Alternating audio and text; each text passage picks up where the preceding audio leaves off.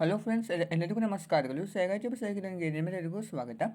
Friends, ನಾನು ನಿಮಗೆ ಒಂದು ವಿಡಿಯೋದಲ್ಲಿ ಸಾಂಪ್ರದಾಯಿಕವಾಗಿ ಮನೆಯಲ್ಲಿ ನಾಗರ ಪಂಚಮಿ ಹಬ್ಬದ ಸಂಪೂರ್ಣವಾದ ಪೂಜಾ ವಿಧಾನ, ವಿಶೇಷವಾದ ದೀಪಾರಾಧನೆ, ಹುತ್ತಕ್ಕೆ ಹಾಲು ಹಾಕಬಹುದು ಅಂತ ಸಹ ತಿಳಿಸ್ಕೊಡ್ಬೇಕು ಅಂತ ಅಂದುಕೊಂಡಿದ್ದೇನೆ. ಇದೇ ವಿಡಿಯೋದಲ್ಲಿ ಬನ್ನಿ ನೋಡೋಣಂತೆ. ಸ್ವಲ್ಪ ಮಟ್ಟಿಗೆ ನೀವು ಒಂದು ಸಿದ್ಧತೆಗಳನ್ನು ಮಾಡಬೇಕು ಅನ್ನೋದಾದರೆ ಹೆಚ್ಚಿನ ಮಟ್ಟದಲ್ಲಿ ಈ ಶಿವನ ಪೂಜೆಗೆ ನಾಗರ ಪಂಚಮಿ ನಾವು ಆಡಂಬರ ಮಾಡುವುದು ಬೇಡ. ಸಿಂಪಲ್ ಆಗಿ ನಾವು ಪೂಜೆ ಮಾಡಿಕೊಂಡು ಭಕ್ತಿಯಿಂದ ನಾವು ಪೂಜೆಯನ್ನು ಮಾಡಬೇಕಾಗಿರುತ್ತದೆ. ನಾವು ವ್ರತದ ದಾರ ಅಂತ ನಾವು ಒಂದು ಸಿದ್ಧತೆ ಮಾಡ್ಕೋಬೇಕಾಗುತ್ತದೆ. ಮನೆಯಲ್ಲಿ ಎಷ್ಟು ಜನರು ಇರ್ತಾರೋ ಅವರು ಎಲ್ಲರೂ ಸಹ ವ್ರತದ ದಾರವನ್ನು ಕಟ್ಕೊಂಡು ಪೂಜೆ ಮಾಡಬೇಕಾಗುತ್ತದೆ. ಪುಟ್ಟ ಮಕ್ಕಳು ಇದ್ದರೆ ಸಹ ಅವರು ಸಹ ಒಂದು ವ್ರತದ ದಾರವನ್ನು ಕಟ್ಕೊಂಡು ಪೂಜೆ ಮಾಡಬೇಕಾಗಿರುತ್ತದೆ. ಆ ವ್ರತದ ದಾರ ಹೇಗೆ ಮಾಡಬೇಕು ಅನ್ನೋದಾದರೆ, ನೀವು ಅಂಗನೂ ತೆಗೆದುಕೊಳ್ಳಿ 5 ಎಲೆ, ಅದಕ್ಕೆ ಅರಿಶಿನವನ್ನು ಸವರಿ ಒಂದು ಹಳದಿ ದಾರವನ್ನಾಗಿ ಅದನ್ನು ನೀವು ಮಾರ್ಪಾಡಿಕೊಂಡು ಒಂದು ಹಳದಿ ಸೇವಂತಿಗೆ ಒಂದು ಹೂವನ್ನು ಇಟ್ಟು ಒಂದು ಗಂಟನ್ನು ಹಾಕಿ ನೀವು ಇಷ್ಟದು ಒಂದು ವ್ರತದ ದಾರ ಸಿದ್ಧತೆ ಆಯಿತು. ಎಷ್ಟು ಜನರು ಇರ್ತಾರೋ ಅಷ್ಟು ನೀವು ವ್ರತದ ದಾರ ಸಿದ್ಧತೆಗಳನ್ನು ಮಾಡಬೇಕಾಗಿರುತ್ತದೆ. ಬನ್ನಿ ಪೂಜಾ ವಿಧಾನ ನೋಡಿದಂತೆ, ಪೀಠದ ಮೇಲೆ ಒಂದು ಬಿಳಿ ವಸ್ತುವನ್ನು ಹಾಕಿಕೊಂಡಿದ್ದೇನೆ. ಒಂದು ಪ್ಲೇಟ್ ಮೇಲೆ ಎಲೆ ಇಟ್ಟು ಸ್ವಸ್ತಿಕ್ ಅಂತ ಬರೆದು ಅಕ್ಷತೆಯನ್ನು ಹಾಕಿ ಗಣೇಶನ ಪ್ರತಿಷ್ಠಾಪನೆ ಮಾಡಿಕೊಂಡಿದ್ದೇನೆ. ಹೂಗಳಿಂದ ಅಲಂಕಾರ ಮಾಡಿದ್ದೇನೆ. ಗಣೇಶನಿಗೆ ಪ್ರಸಾದ ಅಂತ ನೆನೆಸಿರುವಂಥ ಒಂದು ಕಡಲೆಕಾಳು ಹಾಗೆ ಬೆಲ್ಲವನ್ನು ಇಟ್ಟಿದ್ದೇನೆ ಗಣೇಶನ ಪ್ರಸಾದಕ್ಕೆ ಅಂತ. ಹಾಗೆ ನೀವು ಗಣೇಶನ ಪೂಜೆ ಮಾಡುವಾಗ ವ್ರತದ ದಾರ ನೀವು ಒಂದು ಆ ಗಣೇಶನ ಮುಂದೆ ಇಟ್ಟು ಪೂಜೆ ಮಾಡಿಕೊಂಡು ಅಂದರೆ ಅಕ್ಷತೆಯನ್ನು ಹಾಕಿ ನಮಸ್ಕಾರ ಮಾಡಬೇಕಾಗುತ್ತದೆ. ಈ ದಿವಸ ನಾಗರ ಪಂಚಮಿ ಹಬ್ಬವನ್ನು ಆಚರಣೆ ಮಾಡ್ತಾ ಇದ್ದೇನೆ, ಯಾವುದೇ ವಿಘ್ನಗಳು ಬಾರದೇ ಇರಲಿ ಅಂತ ಅಕ್ಷತೆಯನ್ನು ಹಾಕಿ ನಮಸ್ಕಾರ ಮಾಡಿಕೊಂಡು ಮುಂದೆ ನೀವು ನಾಗಪ್ಪನ ಪೂಜೆ ಮಾಡಬೇಕಾಗಿರುತ್ತದೆ. ಪೀಠದ ಮೇಲೆ ನಾನು ಶಿವನ ಫೋಟೋವನ್ನು ಇಟ್ಟಿದ್ದೇನೆ. 4 ಎಲೆ ಗೆಜ್ಜೆ ಹಾಕಿದ್ದೇನೆ. ಹೂಗಳಿಂದ ಅಲಂಕಾರ ಮಾಡಿದ್ದೇನೆ. ನಿಮ್ಮಲ್ಲಿ ಸುಬ್ರಹ್ಮಣ್ಯ ಸ್ವಾಮಿ ಫೋಟೋ ಇದ್ದರೆ ಇನ್ನೂ ತುಂಬಾ ಅದು ಸಹ ಒಳ್ಳೆಯದು, ಅದನ್ನು ಸಹ ಇಟ್ಟು ನೀವು ಪೂಜೆ ಮಾಡ್ಕೋಬಹುದು. ಆದರೆ ನಾನು ನಿಮಗೆ ತಿಳಿಸ್ಕೊಡೋ ಸಲುವಾಗಿ ಶಿವನ ಫೋಟೋವನ್ನು ಇಟ್ಟಿದ್ದೇನೆ. ಅದರ ಮುಂಭಾಗದಲ್ಲಿ ಒಂದು ತಾಮ್ರದ ಪ್ಲೇಟನ್ನು ಇಟ್ಟಿದ್ದೇನೆ. 2 ಎಲೆ ಇಟ್ಟು 5 ವಿಧವಾಗಿ ಶ್ರೀಗಂಧ, ಅರಿಶಿನ ಕುಂಕುಮ ಹಚ್ಚಿ ಅಕ್ಷತೆಯನ್ನು ಹಾಕಿ ಬೆಳ್ಳಿ ನಾಗಪ್ಪನ ಒಂದು ಮೂರ್ತಿಯನ್ನು ನಾನು ಪ್ರತಿಷ್ಠಾಪನೆ ಮಾಡಿಕೊಂಡು ಅದಕ್ಕೆ 5 ಎಲೆ ನಾನು ಅಂಗನೂಲು ಹಾಕಿದ್ದೇನೆ ವ್ರತದ ದಾರ ಅಂತ. ಅದು ಒಂದು 5 ಎಲೆ ಅದನ್ನು ಹಾಕಿ 4 ಎಲೆ ಗೆಜ್ಜೆ ವಸ್ತ್ರವನ್ನು ಹಾಕಿದ್ದೇನೆ. ಕೆಂಪು ಹಳದಿ ನಾನು ಹೂಗಳಿಂದ ಅಲಂಕಾರವನ್ನು ಮಾಡಿದ್ದೇನೆ. ಇಷ್ಟು ನಾನು ಒಂದು ಸಿದ್ಧತೆಗಳನ್ನು ಮಾಡಿಕೊಂಡಿರುವಂಥದ್ದು. 2 ದೀಪವನ್ನು ಸಹ ಹಚ್ಚಿಟ್ಟಿದ್ದೇನೆ. ಹಾಗೆ 2 ಸಂಕಲ್ಪ ಮಾಡಿಕೊಂಡು ಕೆಳಭಾಗದಲ್ಲಿ 2 ತುಪ್ಪದ ದೀಪವನ್ನು ಸಹ ಹಚ್ಚಿಟ್ಟಿದ್ದೇನೆ. ಪ್ರಸಾದಕ್ಕೆ ಅಂತ ಚಿಗಲಿ ತಂಬಿಟ್ಟು, ನೆನೆಸಿರುವಂಥ ಕಡಲೆಕಾಳು ಹಾಗೆ ಅಕ್ಕಿ. ಚಿಗಲಿ ತಂಬಿಟ್ಟು ನಾನು 5 ಇಟ್ಟಿದ್ದೇನೆ. ಹಾಗೆ ಸ್ವಲ್ಪ ಮಟ್ಟಿಗೆ ಒಂದು ಹಸಿ ಅಕ್ಕಿ ಹಾಗೆ ಹಸಿ ಕಡಲೆಕಾಳನ್ನು ಇಟ್ಟಿದ್ದೇನೆ. ಈ ನಾಗರ ಪಂಚಮಿಗೆ ನೀವು ಡೀಪ್ ಫ್ರೈ ಮಾಡಿರುವಂಥ ಒಂದು ಆಹಾರಗಳನ್ನು ಅಂದರೆ ಪ್ರಸಾದವನ್ನು ಇಟ್ಟು ನೀವು ಪೂಜೆ ಮಾಡಲು ಬರುವುದಿಲ್ಲ. ಇಷ್ಟೇ ನೀವು ಇರಬೇಕಾಗುತ್ತದೆ. ಹಾಗೆ ಹಸಿ ಹಾಲು ಸಹ ನಾನು ಇಟ್ಟಿದ್ದೇನೆ. ಹಣ್ಣುಗಳು ಹಾಗೆ ತಾಂಬೂಲ.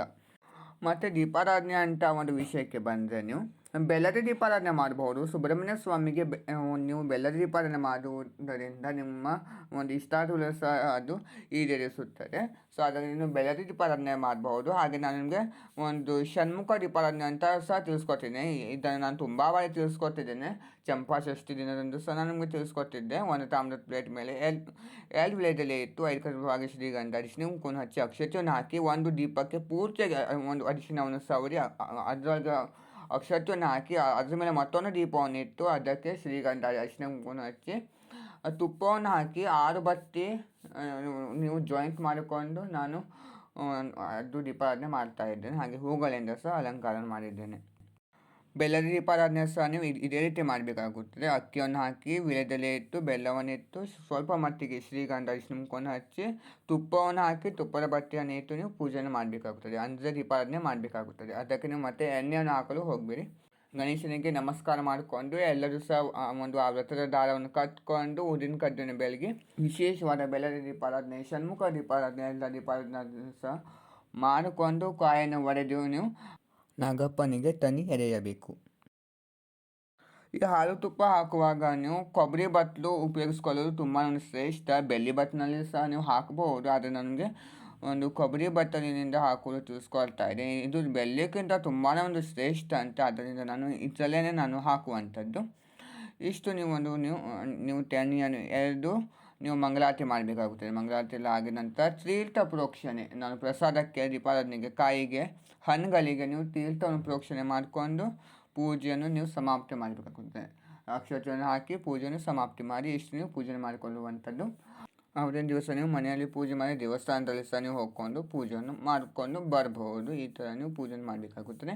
ದೇವಸ್ಥಾನದಲ್ಲಿ ಸಹ ಮಾಡುವುದಾದರೆ ಎದ್ದು ಮನೆಯಿಂದ ದೀಪವನ್ನು ತೆಗೆದುಕೊಂಡು ಹೋಗಿ ಅಲ್ಲಿ ನೀವು ತುಪ್ಪವನ್ನು ಹಾಕಿ ದೀಪಾರಾಧನೆ ಮಾಡಿಕೊಂಡು ಸ್ವಲ್ಪ ಮಟ್ಟಿಗೆ ನೀರನ್ನು ಚಿಮಿಸಿ ಒಂದು ಆ ನಾಗರಿಕತೆಗೆ ಹಾಗೆ ಹಾಲು ತುಪ್ಪವನ್ನು ಹಾಕಿ ಗೆಜ್ಜೆ ವಸ್ತ್ರವನ್ನು ಹಾಕಿ ಅಂಗ್ನೂಲನ್ನು ಹಾಕಿ ಅಂಜೂರದ ದಾರವನ್ನು ಹಾಕಿ ಹೂಗಳಿಂದ ಅಲಂಕಾರವನ್ನು ಮಾಡಿ ಕಾಯನ್ನು ನೀವು ಒಂದು ತೆಗೆದುಕೊಂಡು ಹೋಗಿ ಸ್ವಲ್ಪ ಮಟ್ಟಿಗೆ ಪ್ರಸಾದ 5 ಚಿಗಲಿ ತಂಬಿಟ್ಟು ನೆನೆಸುವಂಥ ಕಡಲೆಕಾಳು ಹಾಗೆ ಹಸಿ ಅಕ್ಕಿ ಅಷ್ಟನ್ನು ನೀವು ಇಟ್ಟು ವಿಶೇಷವಾದ ದೀಪಾರಾಧನೆ ಅಂದರೆ ನೀವು ಬೆಲ್ಲದಿ ದೀಪಾರಾಧನೆ ಮಾಡಬಹುದು. ಅಲ್ಲಿ ಹಾಗೆ ಕಾಯನ್ನು ಒಡೆದು ನೀವು ಪೂಜೆ ಮಾಡಬೇಕಾಗುತ್ತದೆ. ಹಾಗೆ ಅಲ್ಲಿ ಸಹ ನೀವು ತನಿ ಎಸೆಯಲು ಒಂದು ಕೊಬ್ಬರಿ ಬಟ್ಟಲು ಹಾಗೆ ಹಾಲು ತುಪ್ಪ ಅಷ್ಟನ್ನು ನೀವು ಒಂದು ತೆಗೆದುಕೊಂಡು ಹೋಗಿ.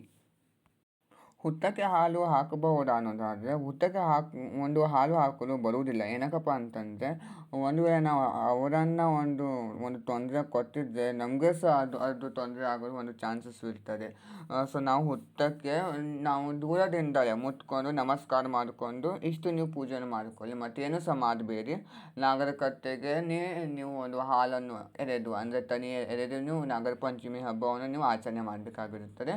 ಮತ್ತು ನೀವು ಹುತ್ತಕ್ಕೆ ಹಾಲು ಹಾಕಿ ಅಲ್ಲಿ ರಾಡಿ ಮಾಡಿ ಮತ್ತೆ ಬರಲು ಮಾತ್ರ ಯಾವುದೇ ಕಾರಣಕ್ಕೂ ಹೋಗಬೇಡಿ. ನೋಡಿದ್ರೆ ಫ್ರೆಂಡ್ಸ್, ನನಗೆ ನಾಗರ ಪಂಚಮಿ ಹಬ್ಬದ ಸಂಪೂರ್ಣವಾದ ಪೂಜಾ ವಿಧಾನ, ದೀಪಾರಾಧನೆ, ಹುತ್ತಕ್ಕೆ ಒಂದು ಹಾಲು ಹಾಕಬಹುದಾ ಅಂತ ಸಹ ತಿಳಿಸ್ಕೊಟ್ಟಿದ್ದೇನೆ. ಇದು ನಿಮಗೆ ಇಷ್ಟವಾದಲ್ಲಿ ಲೈಕ್ ಮಾಡಿ, ಶೇರ್ ಮಾಡಿ, ಕಾಮೆಂಟ್ ಮಾಡಿ. ಹಾಗೆ ಯಾವುದೇ ಕಾರಣಕ್ಕೂ ಪ್ಲೀಸ್ ಫ್ರೆಂಡ್ಸ್ ನನಗೊಂದು ಸಬ್ಸ್ಕ್ರೈಬ್ ಮಾಡೋದನ್ನು ಮರೆಯಬೇಡಿ. ಹಾಗೆ ಇದನ್ನು ಯಾವಾಗ ವಿಸರ್ಜನೆ ಮಾಡಬೇಕಂದ್ರೆ ಶುಕ್ರವಾರ ಇದನ್ನು ಪೂಜೆ ಮಾಡಿರ್ತೀರಿ, ಶನಿವಾರ ಅದು ಹಾಲನ್ನು ಯಾರು ತುಳಿಯದೇ ಇರುವಂಥ ಜಾಗಗಳಿಗೆ ಹಾಕಿ ಹಾಗೆ ನಾಗಪ್ಪನ ವಿಗ್ರಹಕ್ಕೆ ತನಿ ಎರೆದಿರುವುದು ಅದಕ್ಕೆ ಅಂಟುಕೊಂಡಿದ್ದರೆ ಅದನ್ನು ನೀವು ನೀಟಾಗಿ ಅದನ್ನು ನೀವು ತೊಳೆದುಕೊಂಡು ಆ ತೊಳೆದಿರುವಂಥ ನೀರನ್ನು ಸಹ ಯಾರು ಇರುವಂಥ ಜಾಗಗಳಿಗೆ ಹಾಕಿಬಿಡಿ. Thank you.